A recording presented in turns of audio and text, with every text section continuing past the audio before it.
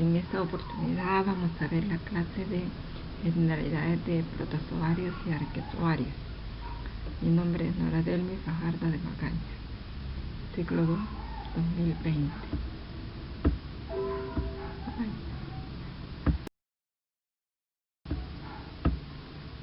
El objetivo general de la clase es describir las características generales de la morfología, fisiología y ecología de los principales microorganismos parásitos y comensales unicelulares.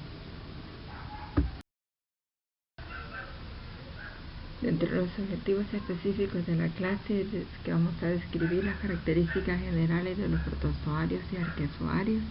Vamos a describir la morfología y estructura básica de los protozoarios y arquezoarios. Vamos a explicar las características fisiológicas generales de los protozoarios y arquezoarios de importancia médica, así como su nutrición, locomoción, reproducción. Vamos a describir el ciclo de vida básico de protozoarios y arquezoarios de importancia médica y los estadios evolutivos característicos.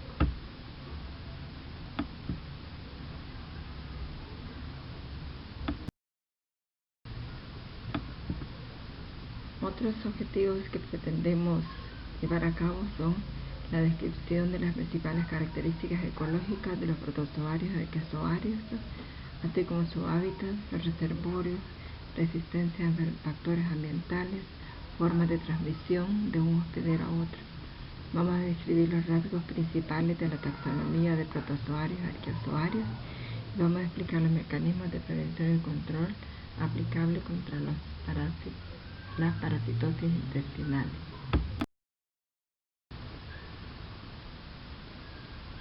El temario que comprende la clase son las características generales, la morfología y estructura, fisiología. Dentro de su fisiología vamos a ver la nutrición, locomoción, reproducción. También vamos a ver otro aspecto como son los ciclos de vida y estadios evolutivos, ecología, hábitat en el humano, reservorios, resistencia a factores ambientales, formas de transmisión, taxonomía y clasificación.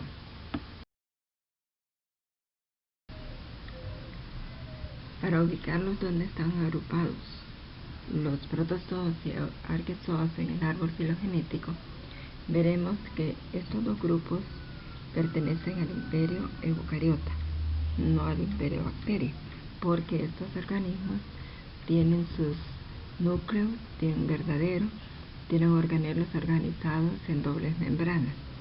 Y ustedes se fijan, los arquezoas están en un punto más bajo que los protozoos, porque son organismos menos evolucionados.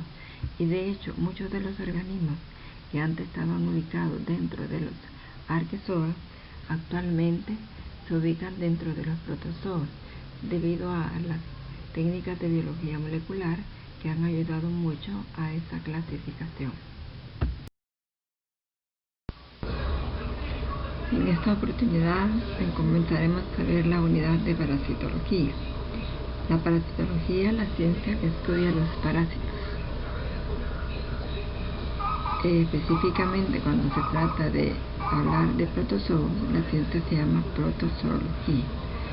La ciencia que estudia los insectos pues se llama entomología, específicamente a los insectos. La ciencia que estudia los gusanos se llama helmintología, porque el término helminte viene de gusano. Y la malacología es la ciencia que estudia los moluscos. Los parásitos se pueden clasificar según el grado de parasitismo, según la exigencia de la vida parasitaria, según la especificidad que tengan con el hospedero, según la especificidad con su alimento, según el número de hospederos que necesitan en su ciclo evolutivo, según su localización habitual, sus anormalidades de localización y según la posición en el hospedero. Veremos primero según el grado de parasitismo. Los parásitos permanentes son aquellos parásitos que viven necesariamente como parásitos. Es una condición indispensable para su ciclo de vida. Los parásitos periódicos son parásitos obligados solamente durante algún periodo de su ciclo de vida. Los parásitos temporales son parásitos solamente en el momento de procurarse alimentos. Por ejemplo, en el caso de las pulgas, que las pulgas normalmente no viven en el huésped, sino fuera del huésped, y para procurarse alimento pues suben al huésped. Según la exigencia parasitaria, los parásitos obligatorios son aquellos que no pueden prescindir de la vida parasitaria. Los parásitos facultativos son aquellos que pueden tener un ciclo de vida libre y un ciclo de vida parasitaria. Van a ver ustedes en el curso de parasitología que hay parásitos que viven vida libre y tienen un curso de vida parasitaria. Los parásitos accidentales son aquellos parásitos que se implantan en situaciones fortuitas en diferentes hospederos. Los parásitos, según la especificidad que tiene con el hospedero, tenemos los parásitos estenoxenos. Son aquellos que tienen una selectividad en cuanto al hospedero. Por ejemplo, hay parásitos que son exclusivamente del hombre. Los parásitos eurexenos son parásitos que pueden tener muchos hospederos. Los parásitos oligoxenos tienen un grado intermedio de selectividad en cuanto al hospedero, que en este caso no le vamos a llamar hospedero sino hospedador, porque la mejor palabra no es decir hospedero sino hospedador. Según la especificidad alimentaria, los parásitos xenotróficos son aquellos que tienen especificidad en cuanto al tipo de alimento. Por ejemplo, los piojos se alimentan solamente de sangre. Los parásitos euritróficos son aquellos que presentan un amplio rango en cuanto al tipo de alimento.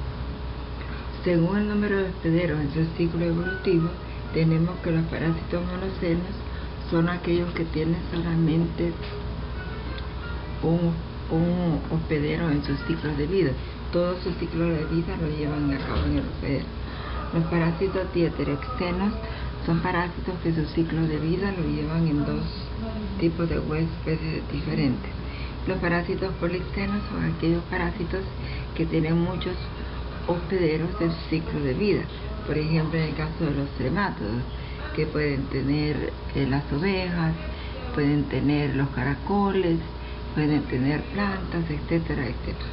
Los parásitos autocenos son parásitos en los cuales el mismo hospedero sirve como huésped definitivo y como huésped intermediario. Según su localización habitual, los parásitos caviitarios son aquellos que, por ejemplo, unos viven en la sangre y otros pueden vivir en el tejido intersticial. Según las anormalidades de localización, tenemos que los parásitos erráticos, o llamados también atópicos, son aquellos que pueden encontrarse en una localización diferente a su localización característica. Por ejemplo, el caso de las ascaris, que normalmente viven en el intestino, pero a veces se pueden encontrar en la vesícula biliar. Los parásitos desviados, no que acaban por otro lado, son aquellos parásitos habituales de un hospedador que en algunos casos se pueden encontrar en otro hospedador. Por ejemplo, los parásitos de los bovinos también pueden encontrarse en el humano. Según su localización habitual, tenemos que los parásitos cavitarios son parásitos que viven en cavidades, ¿verdad? Según la posición que ocupa en el parásito, tenemos que los parásitos ectoparásitos, aquellos que se encuentran sobre el hospedero, por ejemplo la pulga, el piojo. Los ectoparásitos son aquellos que se encuentran dentro del hospedero. Los parásitos que son hemoparásitos, como su nombre lo indica, son parásitos que se encuentran en la sangre.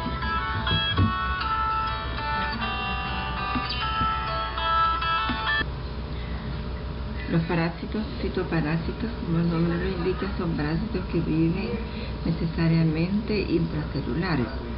Los parásitos histoparásitos son los que se encuentran en tejidos obligatoriamente, por ejemplo el caso del Trypanosoma cruzi. Y los hemoparásitos son los que se encuentran específicamente en la sangre.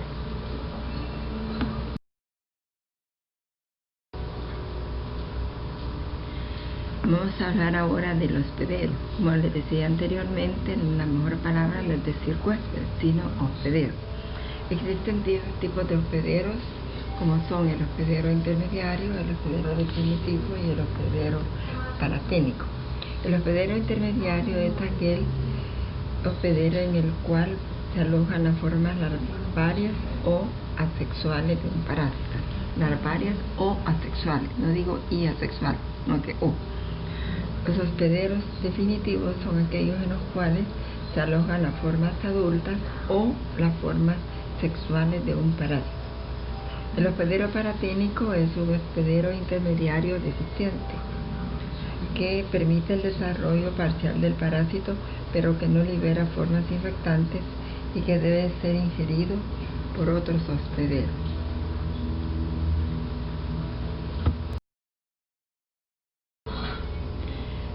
Hablaremos ahora de lo que es un vector. El vector es un artrópodo o invertebrado que transporta el parásito y o se multiplica. Así, por ejemplo, hablamos de vectores mecánicos, son aquellos que solamente transportan al parásito, ya sea en las cerdas de su cuerpo o en las patas, etc. El vector biológico es aquel artrópodo o invertebrado que, además de transportar al parásito, permite que éste se multiplique dentro de él. Por ejemplo, en el caso del ciclo biológico del paludismo o malaria, parte del ciclo biológico se lleva a cabo en el vector y parte se lleva a cabo en el humano. Por eso es que el vector es el vector en este caso, que es el Anopheles, es un vector biológico porque permite que parte del ciclo biológico del parásito se multiplique.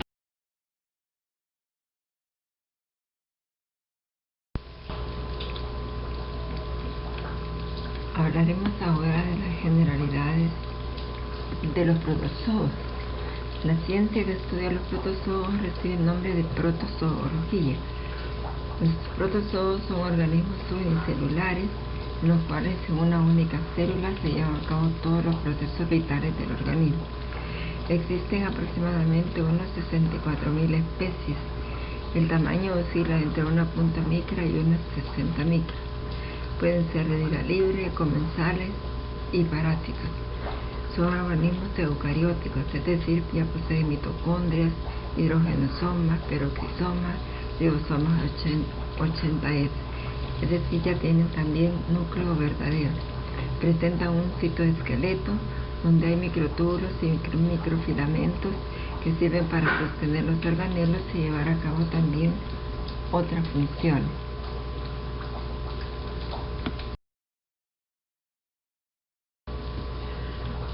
Como les había mencionado, los componentes del citoesqueleto, que son los microtúbulos y los microfilamentos, pueden tener otras funciones además de sostener los organelos. Por ejemplo, en el caso de los microtúbulos, son los encargados del movimiento de flagelos y cilios que poseen algunos protozoos. Aquí pueden ver ustedes un corte donde se puede observar los 9 conjuntos de 3 microtúbulos y un par central, o sea que hay una disposición de 9 más 2.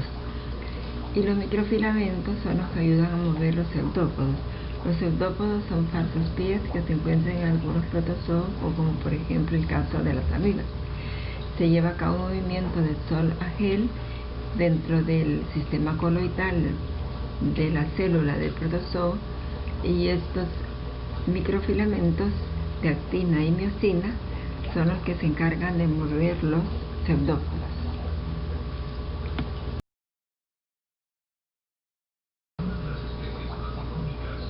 En los protozoos existen 2 estadios en los ciclos de vida, que son el trofozoito y el quiste.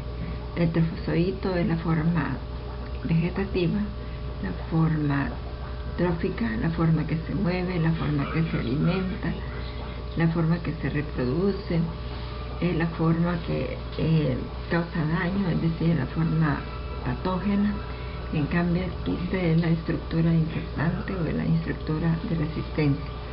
No todos los trofozoitos tienen la misma forma, ni todos los trofozoitos tienen la misma características. Por ejemplo, algunos pueden tener alguna boca celular, un ano celular. En cambio, otros no poseen esta estructura. En cambio, el quiste pueden tener diferentes formas, algunos son esféricos, otros son horizontales y otros no tienen una forma definida.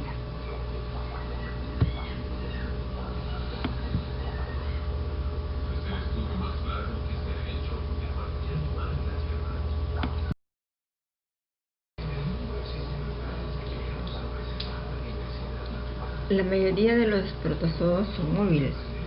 Algunos tienen organelos de locomoción, como por ejemplo pseudópodos o farcilios, que son estructuras pequeñas a manera de pestañas biláteres, y otros tienen estructuras más grandes, como son los flagelos, pero otros carecen de organelos de locomoción.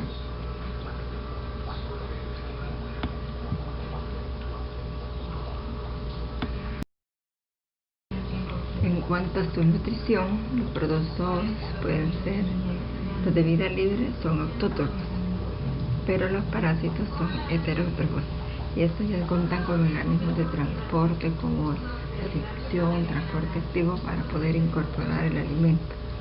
Dentro de las sustancias de reserva tenemos que hay amilopectina, glicógeno o glucógeno, paramilón, almidón, celulosa, cuerpos paratoidales, llamada también estructuras cromatoidales. Estas son sustancias de reserva que le sirven son cuerpos de reserva de ribonucleoproteínas que le sirven para alimentar a los núcleos cuando estos se van formando. Se pueden respirar o alimentar también por ósmosis, para fagocitosis. Tienen organelos especializados para esta función. En algunos la respiración es aerobia, pero la mayoría es anaerobia.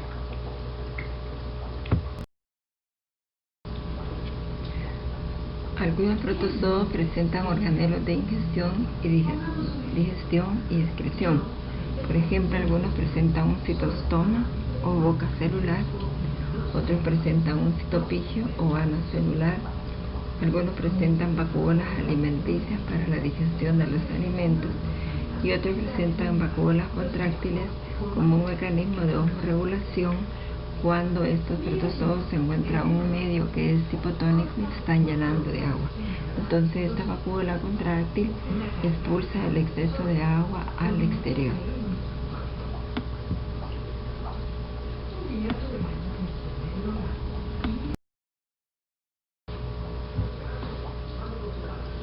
Algunos protozoos presentan organelos especializados, como por ejemplo un complejo apical, sobre todo los organismos del filo apicomplexo, que le sirve como un organelo de invasión o penetración a la célula.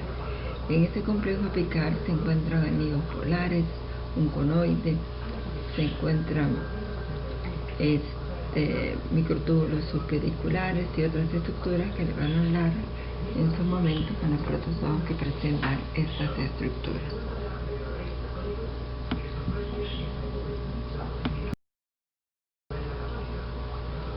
Hablaremos del ciclo de vida así en general, ya que algunos protozoos presentan variantes en su ciclo de vida. ¿Pero qué es el ciclo de vida? El ciclo de vida es un conjunto de procesos que cumplen los protozoos parásitos para llegar al hospedero, desarrollarse en él y producir formas infectantes que perpetúen la especie. Es decir, cuando un organismo se infecta con algunos protozoos, se ingiere el quiste, que es la estructura infectante o de resistencia. Luego este quiste, una vez que es ingerido, lleva un proceso de desquistación. Después del proceso de desquistación sale el trofozoito, que es la forma que se alimenta, que se reproduce, y la forma patógena. Algunas veces estos trofozoitos salen en las heces, otros se vuelven a convertir en quistes.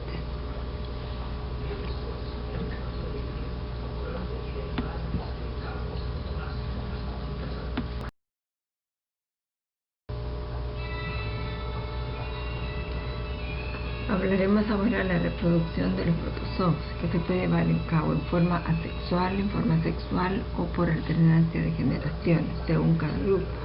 En el caso de la reproducción asexual se puede llevar a cabo por endodiogenia, por división binaria o por división múltiple. En el caso de la endodiogenia, lo que sucede es que en el interior de la célula madre se forman dos células hijas y cuando estas están completamente maduras, pues estas células se liberan. Esto se lleva a cabo en los organismos del género Toxoplasma. En la división binaria, lo que sucede es que el organismo se parte o se divide en dos, ya sea en forma longitudinal o en forma transversal. En el caso de los flagelados lo hacen en forma longitudinal y en el caso de los ciliados o protozoos que se mueven por medio de pseudópodos lo hacen en forma transversal. La división múltiple, llamada también esquizogonia o merogonia, la llevan a cabo los organismos del género Plasmodium. En este caso se lleva a cabo en el interior del glóbulo rojo. El núcleo del trofozoito se divide varias veces en varios núcleos y alrededor de cada núcleo se forma una porción del citoplasma para dar a cabo células hijas llamadas merozoitos dentro de una estructura llamada esquizonte o meronte.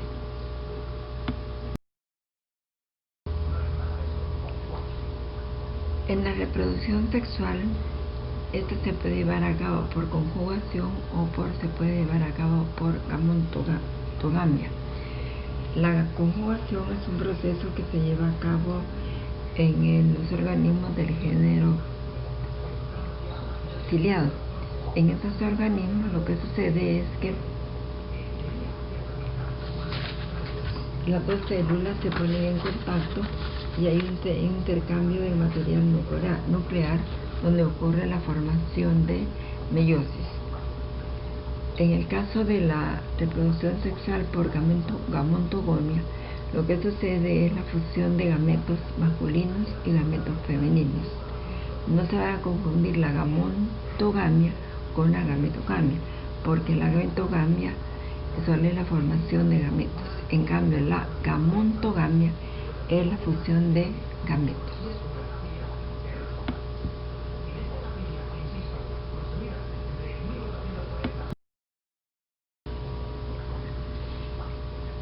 En la alternancia de generaciones alterna una reproducción sexual y dos reproducciones asexuales.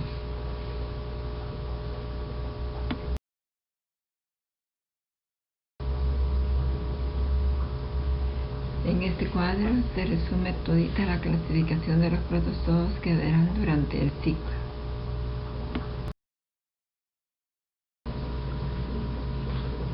¿Y qué le hablan? Vamos a hablar ahora de las generalidades de los arquezoarios, para que ustedes noten algunas diferencias y algunas semejanzas que puedan tener con los protozoarios.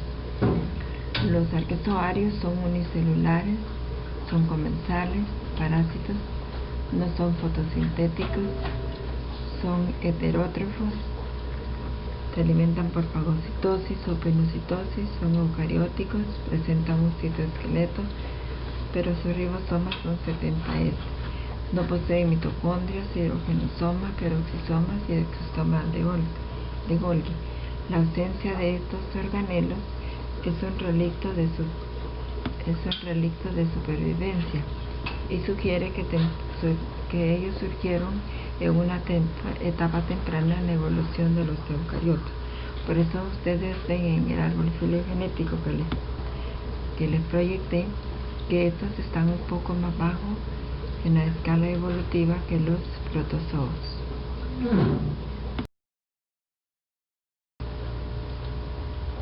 En la clasificación de las arquezoas se encuentran tres filum: el filum Archamoeba, el filum Metamonada y el filum Microsporidia. Algunos de esos grupos actualmente ya se sacaron del reino Arquezoa y han pasado al reino Protozoa, pero eso lo verán más adelante en la clase de parasitología.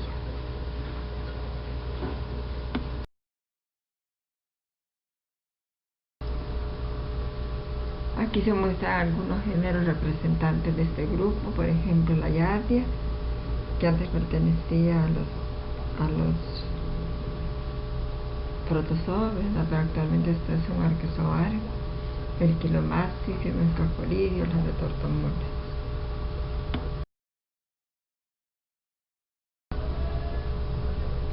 El ciclo de vida de un arqueozoo es prácticamente similar al de un arqueozoo.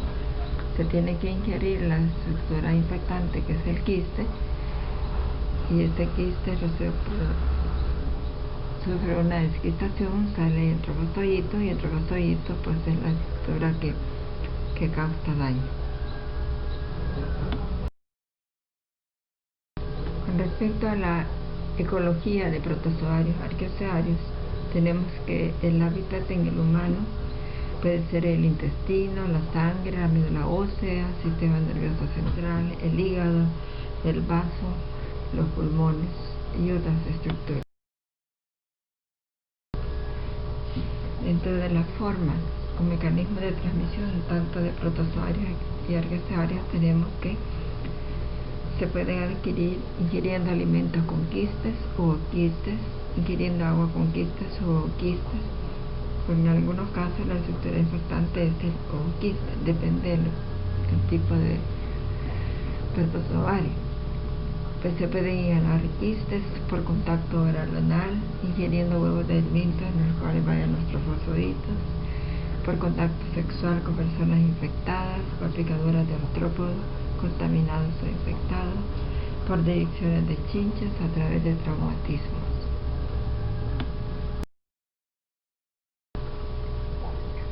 Las vías de transmisión pueden ser oral o digestiva, inhalatoria o respiratoria, a través de la piel por la picadura de artrópodos, transplacentaria o puede ser hematófaga.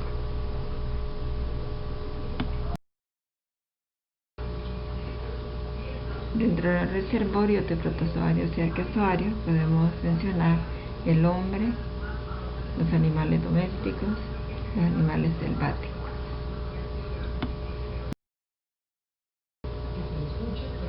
Dentro de los mecanismos de prevención y control para evitar esta parasitosis tenemos las medidas higiénicas, lavar frutas y verduras, filtrar y hervir el agua, lavado de manos, mantener uñas cortas, evitar la ornitofagia y otras medidas.